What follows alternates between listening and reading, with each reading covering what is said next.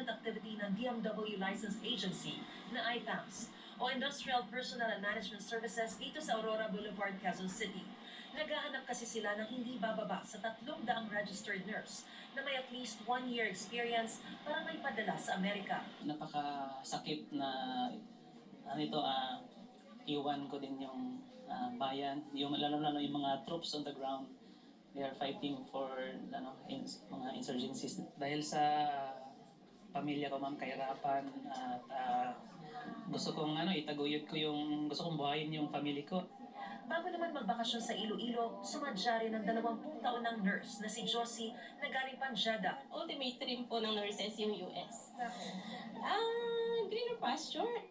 Katuwang ng IPAMS ang Hendrick Health, ang mismong employer mula Amerika na pumunta pa mismo rito sa Pilipinas para personal na mag-interview sa mga aplikante.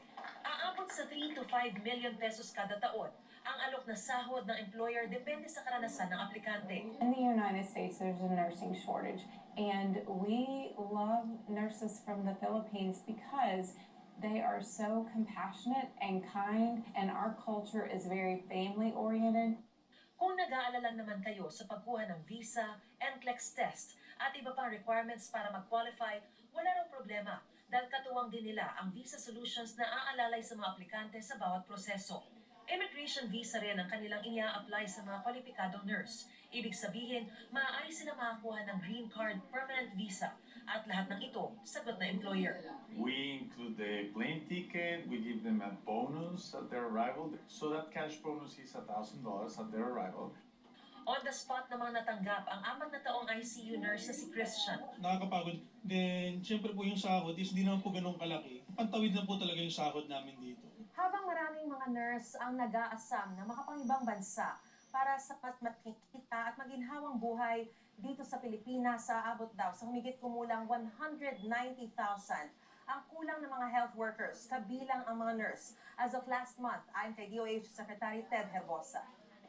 Pero ayon sa DOH, naiintindihan nila ang kalagayan ng mga nurse sa bansa at suportado naman daw nila ang kanilang ipinaglalabang mas malaking sahod at mas maayos na working condition.